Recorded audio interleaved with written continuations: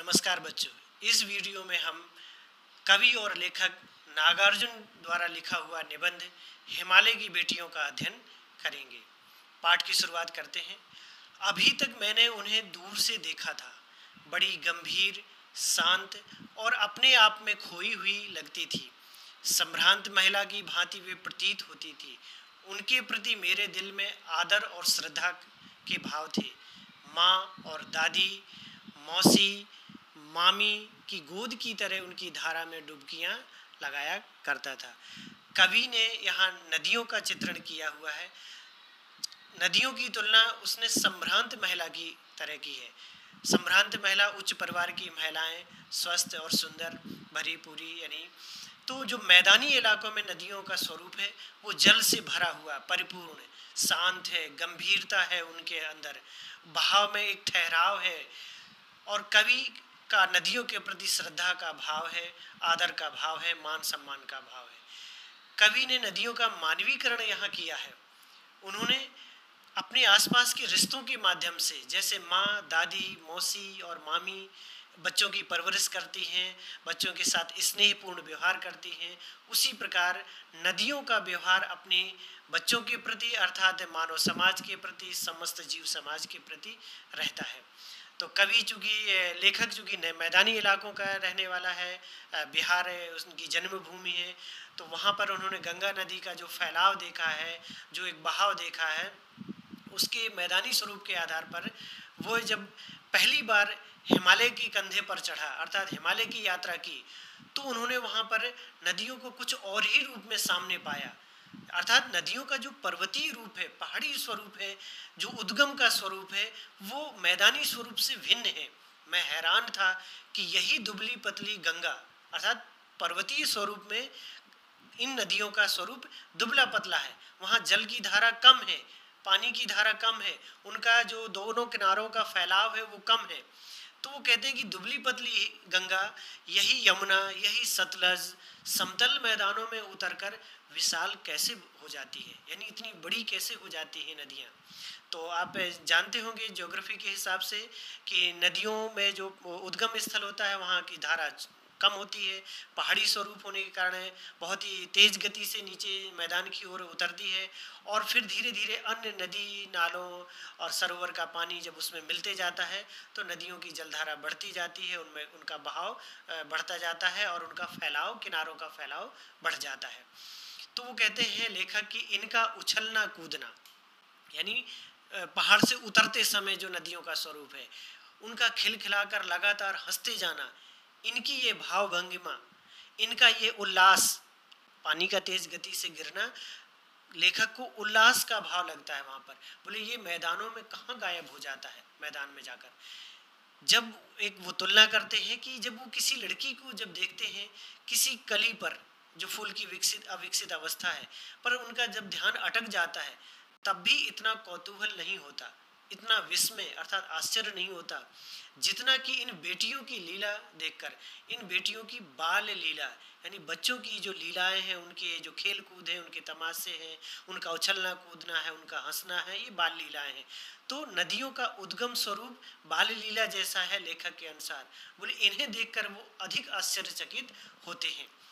फिर लेखक का मन कल्पनाशील उठता है, वो अनुमान करने लगते हैं उनका इन दोनों चीज़ों का, यानी नदी का और पहाड़ का, हिमालय का मानवीकरण करके कहते हैं कि कहाँ ये भागी जा रही हैं, वह कौन लक्ष्य है जिसने इन्हें बेचैन कर रखा है। यानी हिमालय की इतनी सुरम्य वादियों को छोड़ करके, इतने सुंदर वातावरण को छोड़ करके ये किस दिशा की ओर जा रही हैं। चूँकि नदियाँ पहाड़ से नीचे मैदान की ओर उतरती हैं, तो कहते हैं कि किस दिशा की ओर भागी जा रही हैं और कौन सा उद्देश्य, लक्ष्मी उद्देश्य है इनके जीवन का जिसने इन्हें बेचैन कर दिया है। अपने महान पिता का जो विराट प्रेम है, तो पिता किसे कहा गया? हिमालय पर्वत को, कि चूँकि हिमालय पर्वत में उनका उद्गम होता है, जन्म होता है नदियों का, इसलिए वो पिता के समान है। कि इतने महान पिता का जो विराट यानी महान प्रेम है, उसको पाकर के भी इनका हृदय, नदियों का हृदय अतृप्त कैसे रह गया, प्यासा कैसे रह गया। तो वो अपनी प्यास को बुझाने के लिए, अपने प्रेम की प्यास को बुझाने के लिए कहाँ जाना चाहती हैं, और वो कौन ऐसा होगा जो इनकी प्यास बुझा सकेगा। तो आप बच्चे भी सहज अनुमान कर सकते हैं कि नदियाँ हिमालय से निकल करके भारत की जो नदियाँ हैं वो समुद्र की ओर जाती हैं और समुद्र में शामिल हो जाती हैं। कुछ छोटी नदियाँ एक दूसरी नदियों की सहायक बनती हैं और बड़ी नदियों में शामिल हो जाती हैं, अंततः समुद्र में मिल जाती हैं। तो वो कौन है आप अनुमान कर लिया होगा, लेखक ने अभी यहाँ नहीं बताया है, लेकिन आप अनुमान कर लेंगे कि वो समुद्र ही हो सकता है। तो आगे लेखक लिखता है कि बर्फ जली नंगी पहाड़ियाँ। नंगी का मतलब खुली हुई, जहाँ बर्फ पड़ती है पहाड़ की ऊंची चोटियों पर, जब वो पिघल जाती है तो काले काले पहाड़, खुले पहाड़ दिखाई देने लगते हैं, उसके लिए उन्होंने नंगी शब्द का प्रयोग किया है। छोटे छोटे पौधों से भरी घाटियाँ, घाटियों में पौधे होते हैं, पेड़ होते हैं, वो भरी हुई हैं। बंधुर अधत्तिकाएं, बंधुर माने बांझ, जहाँ जन्म नहीं होता किसी चीज़ का, यानी उपजता नहीं है कुछ भी। तो अधत्तिकाएं कैसी हैं, जहाँ कुछ भी पेड़ पौधे जन्म नहीं लेते हैं, वो बंधुर हैं, बांझ हैं।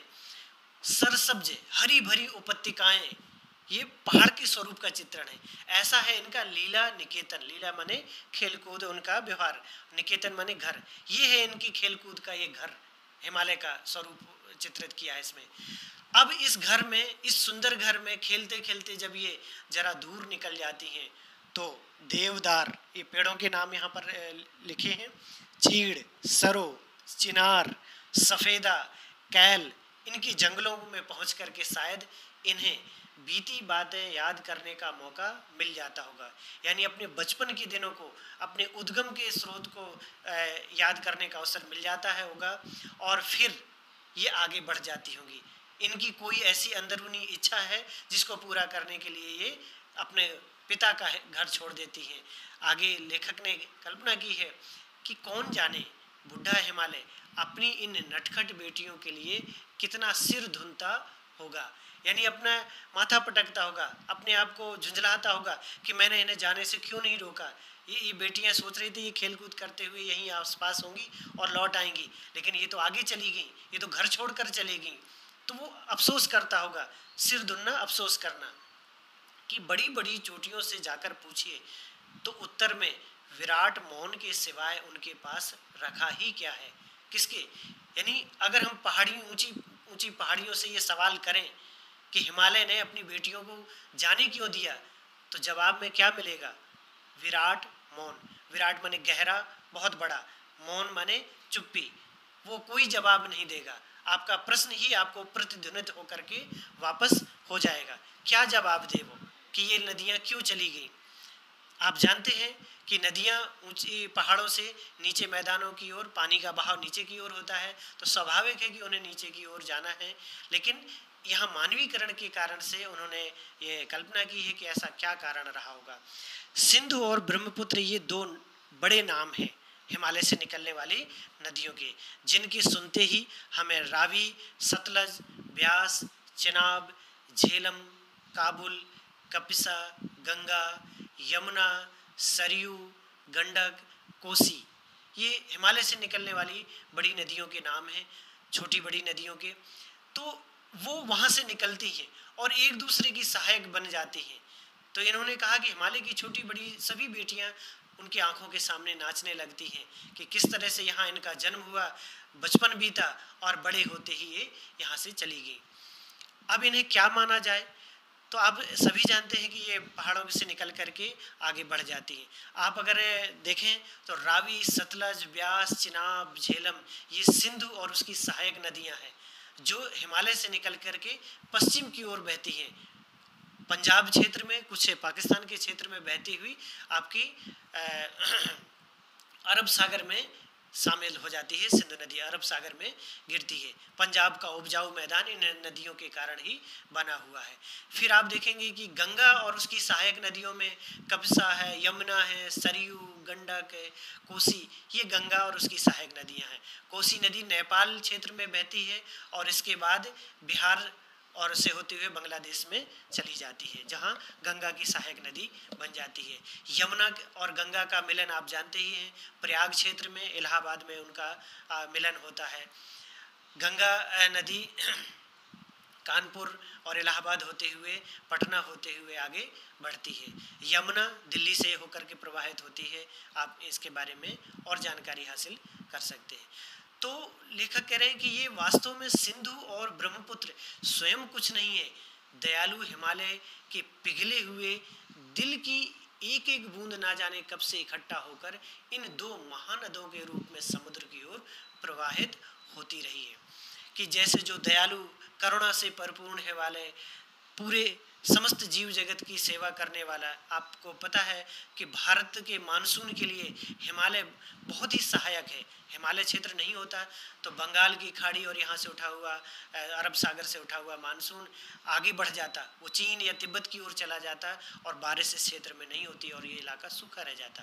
लेकिन हिमालय की वजह से ये मानसून को रोकता है और भारतीय भूमि में ही बरसने के लिए मजबूर करता है इस मानसून को। तो हमारे लिए ये जीवनदायिनी है, करुणापूर्ण है ये हिमालय। और लेखक कहता है कि सदियों से इस हिमालय के हृदय में जो करुणा की एक एक बूंद जमा होती रही, ये उसी इन्हीं नदियों के, दो बड़ी नदियों के रूप में प्रवाहित हो रही है। सिंधु नदी है, ब्रह्मपुत्र शब्द पुरलिंग है, इसे नद माना गया है पुरलिंग के रूप में। ब्रह्मपुत्र को नदी की संज्ञा नहीं दी जाती है, इसे नद की संज्ञा दी जाती है, ये पुरलिंग है ब्रह्मपुत्र शब्द। सिंधु, यमुना, गंगा और ये सारी नदियां हैं, अर्थात स्त्रीलिंग रूप में है, मानी गई है व्याकरण की दृष्टि से। तो कहते हैं लेखक कि कितना सौभाग्यशाली है वह समुद्र जिसे पर्वतराज हिमालय की इन दो बेटियों का हाथ पकड़ने का श्रेय मिला, सौभाग्य मिला। यानी कन्या पक्ष उनके पिता है, उनका परिवार बैकग्राउंड बहुत अच्छा है, मान सम्मान से भरा हुआ है, तो वो वर पक्ष भी बड़ा गौरवशाली होता है ऐसे परिवार से रिश्ते जोड़ने में। तो यहाँ एक रिश्ते का रूपक दे करके इन्होंने कहा कि समुद्र भी अपने आप में गौरवशाली है, सौभाग्यशाली है कि उसे हिमालय से की जो दो बड़ी बेटियां हैं सिंधु और ब्रह्मपुत्र, इनको इनके हाथ पकड़ने का श्रेय मिला, यानी इनको अपने में समाहित करने का श्रेय मिला, इन नदियों का प्रेम प्राप्त करने का श्रेय मिला और उसका हिमालय पर्वतराज हिमालय से रिश्ता जोड़ने का श्रेय मिला। ये एक रिश्ते का रूपक दे करके कवि ने जो प्राकृतिक घटना है उसका चित्रण किया है। अब जिन्होंने मैदानों में ही नदियों को देखा होगा उनके ख्याल में शायद ही ये बात आ सके। कौन सी बात? कि बूढ़े हिमालय के गोद में बच्चियां बनकर कैसे खेला करती थी। यानी मैदानी स्वरूप में जिन्होंने नदियों को देखा है वो जब तक उन्होंने नदियों के पर्वतीय स्वरूप को नहीं देखा है तो उनकी कल्पना में आना मुश्किल है। वो सहज नहीं कल्पना नहीं कर सकते कि वहाँ इनका स्वरूप कैसा है, बचपन इनका कैसा है। हम जब किसी बड़े व्यक्ति से मिलते हैं तो स्वाभाविक है कि हमें उनके बचपन को जानने की इच्छा होती है, बचपन के स्वरूप की। आजकल तो हमारे पास मोबाइल है, हमारे पास हम मोबाइल में हमेशा फ़ोटो रहती हैं तो हम एक दूसरे को शेयर भी कर सकते हैं, देख सकते हैं। तो यह कवि लेखक ने चूँकि हिमालय को पर चढ़ करके इन नदियों का बाल स्वरूप देखा। माँ बाप की गोद में नंग धड़ंग होकर खेलने वाली इन बालिकाओं का रूप पहाड़ी आदमियों के लिए आकर्षक भले ना हो, क्योंकि वो वहाँ निवास करते हैं, वो वहाँ बचपन से ही उसको स्वरूप में देखते हैं। पर्वतीय क्षेत्रों के लिए नदियों का थोड़ा सा कम योगदान है क्योंकि वो समस्त जलधारा नीचे की ओर प्रवाहित हो जाती है। जो भी बारिश होती है पहाड़ों से ढलान पाते ही उन नदियों में जमा हो जाती है और मैदान में वो पानी उतर आता है। तो पहाड़ी लोगों के लिए संभव है कि इनका स्वरूप बहुत भला ना हो। वैसे तो वो बहुत ही सुंदर और आकर्षक स्वरूप है, लेकिन कवि ने कहा है कि कवि में इसलिए बार बार आ जाता है कि नागार्जुन मूलतः कवि है, गद्य रचनाएं उनकी अतिरिक्त रचनाएं हैं, तो इसको ध्यान रखेंगे। तो उन्होंने कहा कि आकर्षक भले ही ना हो, लेकिन मुझे तो यह लुभावना प्रतीत हुआ, आकर्षक लगा वह रूप कि हिमालय को समुद्र, हिमालय को ससुर और समुद्र को उसका दामाद कहने में उन्हें कोई झिझक नहीं हुई। यानी वो पर्वतराज हिमालय और समुद्र के लिए उन्होंने ससुर और दामाद का रिश्ता बनाने में कह रहे हैं कि मुझे कोई झिझक महसूस नहीं होती है, मुझे ये रिश्ता बहुत अच्छा लगता है। यही सही उपमान देने की वो कोशिश करते हैं। नेक्स्ट पेज में आप आइए। कालिदास के विरही यक्ष ने अपने मेघदूत से कहा था, वेत्रवती नदी को प्रेम का प्रतिदान देते जाना, तुम्हारी वह प्रेसी तुम्हें पाकर अवश्य ही प्रसन्न होगी। यह बात इन चंचल नदियों को देखकर मुझे अचानक याद आ गई और सोचा कि शायद उस महाकवि को भी नदियों का सचेतन रूपक पसंद था। दरअसल जो भी कोई नदियों को पहाड़ी घाटियों और समतल आंगनों के मैदानों में जुदा जुदा शक्लों में देखेगा, वह इसी नतीजे पर पहुंचेगा। कालिदास भारत के प्राचीन भारत में संस्कृत के एक महाकवि हुए हैं। उन्होंने अपनी रचनाओं में उपमा अलंकार का बहुत ही श्रेष्ठ प्रयोग किया है। कालिदास ने मेघदूत की रचना में, अपनी मेघदूत की रचना में जो उसका मुख्य पात्र है वो एक यक्ष है जो विरह से पीड़ित है, विरह भाव से पीड़ित है। इंद्र के द्वारा उसे अपने राज्य से निष्कासित कर दिया जाता है। वो दक्षिण भारत में वो निवास करता है 1 वर्ष के लिए। लेकिन जब आषाढ़ का महीना आता है, बादल, आकाश में बादल छा जाते हैं, उसके हृदय में अपनी प्रेयसी, अपनी पत्नी की याद आती है, तो उसको संदेश पहुंचाने के लिए वो बेचैन हो जाता है, व्याकुल हो जाता है। वहाँ कवि ने, कालिदास कवि ने मेघ को संदेशवाहक के रूप में, यानी दूत के रूप में चित्रित किया, और वह यक्ष अपनी भावनाओं को दूत के माध्यम से, यानी मेघ के माध्यम से अपने हिमालय पर्वत क्षेत्र में रहने वाली अपनी पत्नी तक पहुंचाने की कोशिश करता है। प्रेयसी माने प्रेमिका, अपनी प्रेमिका तक पहुंचाने की कोशिश करता है। तो वहाँ पर उसने वेत्रवती नदी, मेघ की जो प्रेमिका है वेत्रवती, वेतवा नदी, जो बुंदेलखंड क्षेत्र में बहती है, मध्य प्रदेश और उत्तर प्रदेश, और उत्तर प्रदेश में हमीरपुर में आकर के यमुना नदी की सहायक नदी बन जाती है, यानी यमुना में संगम हो जाता है उसका। तो कालिदास कहते हैं कि सचेतन मान करके नदी को भी उन्होंने मानवीकृत कर दिया, चेतना दे दी, और मेघ को भी, कि तुम अपनी प्रेयसी वेतवा नदी से मिलते हुए चले जाना, उससे प्रेम करते हुए चले जाना, और तुम जाकर के मेरा संदेश दे देना। तो नागार्जुन ने यहाँ इसलिए उल्लेख किया है कि प्राचीन कवियों ने भी नदियों को चेतना स्वरूप, जीवंत स्वरूप में चित्रित किया है। तो कवि नागार्जुन कहते हैं कि दरअसल जो भी कोई नदियों को पहाड़ी स्वरूप में देखेगा और समतल मैदानों में देखेगा, अलग अलग जुदा जुदा माने अलग अलग स्वरूपों में देखेगा, तो वह अवश्य ही नदियों के सचेतन रूपक के नतीजे पर पहुंच जाएगा। तो यहाँ आपने कालिदास को समझा कि उन्होंने वेतवती नदी को, यानी बेतवा नदी को भी सचेतन रूप में देखा है। अगले पैराग्राफ में काका कालेलकर, जो हिंदी के एक श्रेष्ठ रचनाकार हैं, काका कालेलकर ने भी नदियों को लोक माता कहा है, यानी उन्होंने नदियों को लोक माता की संज्ञा दी है, इस नाम से संबोधित किया है। अब लोक माता क्यों कहा उन्होंने? क्योंकि आप जानते हैं नदियों से जो प्रवाहित जल है, प्राचीन काल से नदियों के किनारे ही बड़े बड़े शहरों का निर्माण हुआ।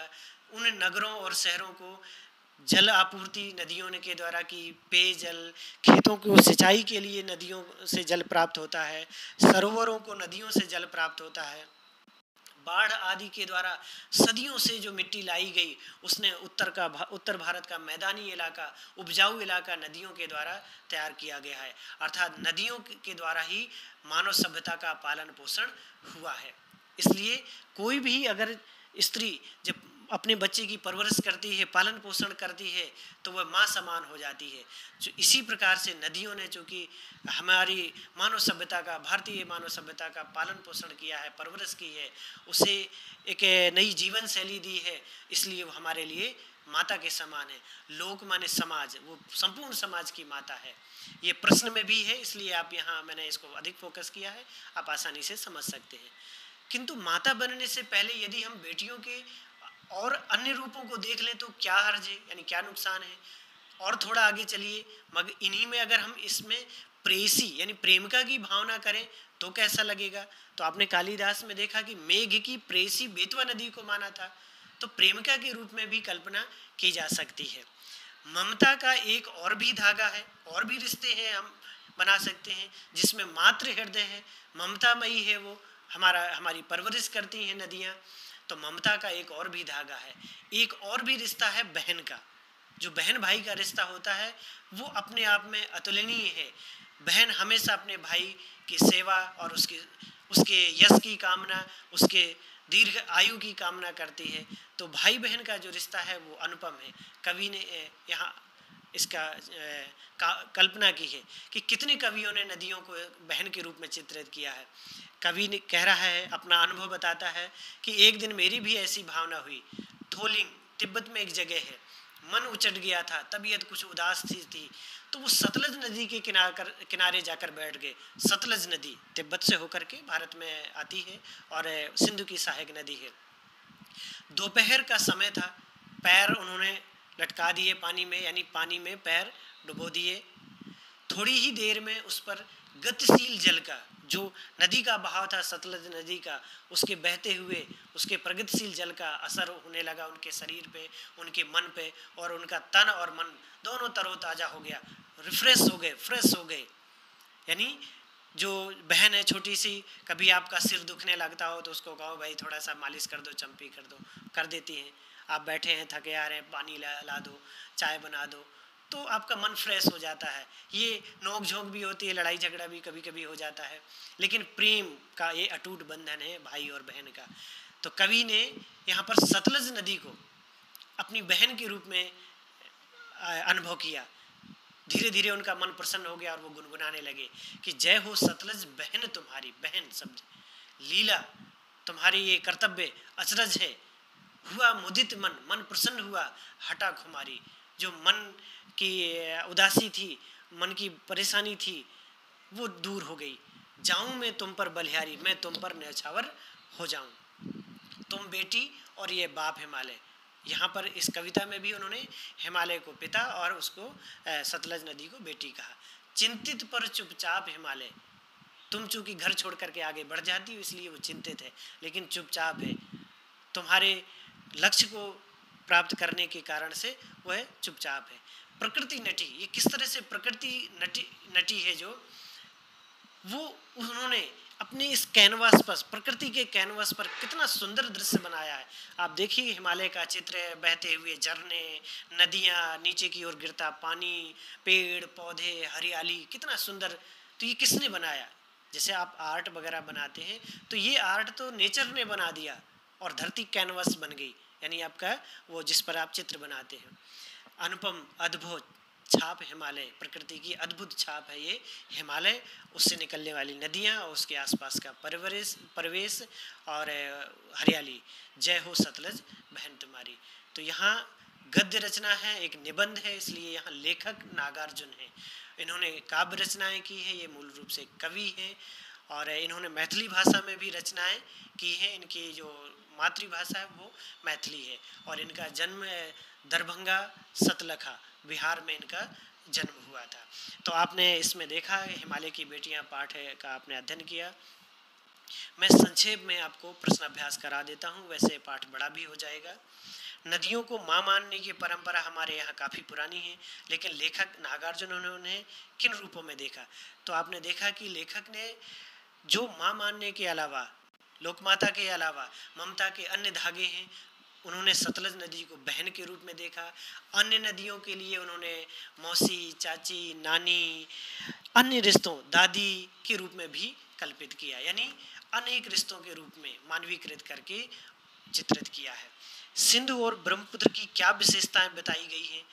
तो हिमालय के हिम नदों से, यानी ऊंची ऊंची चोटियों में जो बर्फ जमी हुई है वो वर्ष भर लगातार पिघलती रहती है और वो इन दो नदियों के रूप में, ये माना कवि लेखक ने कि हिमालय का करुणापूर्ण हृदय पिघल करके नदियों के रूप में प्रवाहित होता है, अन्य तमाम प्रकार की सहायक नदियों के रूप में प्रवाहित होता है और मैदानी इलाकों की प्यास बुझाता है, वहाँ से पेयजल उपलब्ध कराता है, सिंचाई के लिए पानी उपलब्ध कराता है और बाढ़ के दिनों में उपजाऊ मिट्टी भी लाते हैं।